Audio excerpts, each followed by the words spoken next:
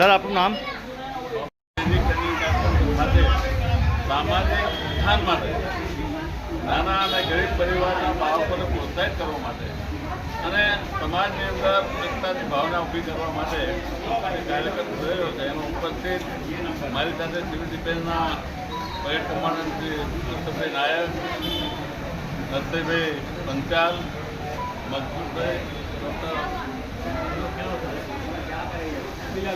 બિલાલભાઈ અને બાળા સાહેબ તેમજ આ શાળાના આચાર્ય શ્રી ઇરફાનભાઈ.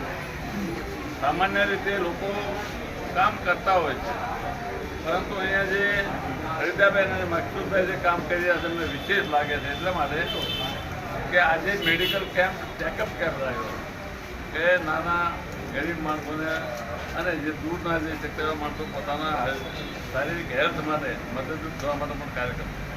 એ સાથે સાથે આ સ્કૂલના પ્રિન્સિપાલ થકી આ કાર્યક્રમ ગોઠવાને જેમાં ફરીદાબેને પોતાની મારિયા ફાઉન્ડેશન દ્વારા બાળકોને પ્રોત્સાહિત કરવા માટે જે કીટ આપી, ગિફ્ટ આપી, એને ખૂબ ખૂબ અભિનંદન. બેન આવા કામ કરી સમાજના લોકોને દ્રષ્ટાંત પૂરા પાડે કે આપણે નાના ગરીબ અને પ્રોત્સાહિત રીતે કરવા બાળકોને. અને હું ઈચ્છું છું કે બેનના કાર્યક્રમમાં ખૂબ ભાગ લઈને એને પણ સારા માણસોનો સંઘર્ષ મેળવીને ડોનેશન મળે અને એના થકી બધાના લોકોને આપી શકે એવી મારી ઈચ્છા છે. આજના દિવસે આ કામ કરવાનો હેતુ એટલો છે કે સમાજે આપણને ઘણું બધું આપવું હોય છે. આપણે પૃથ્વીના ઋણી છીએ એમ સમાજના પણ ઋણી છીએ. તો સમાજને માટે આપણે શું આપી શકીએ? ઘણી વખત લોકોનું કહેવાનું એવું હોય છે કે મને શું આપ્યું સમાજ, એવો પ્રશ્ન કરું છું કે તમે સમાજને શું આપ્યું?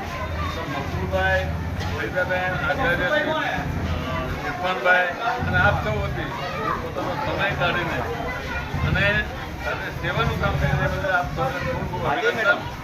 ભવિષ્યમાં આવા કાર્યક્રમ થતા રહે, સમાજનું ઉત્થાન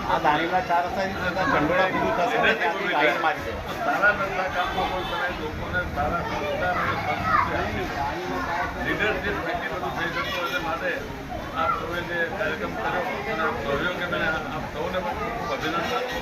અમારી ટીમ તો કામ કરતી જ હોય છે, પણ મને દાણે લીમડામાં બહેરણ વિસ્તારની અંદર ઇન્દ્રાય એટલે અંદરના ભાગમાં જે કામ કરીને અહીંયા આપણને મોકો મળ્યો અને સરસ કામને જોયું એનો હું બિરદાવું છું.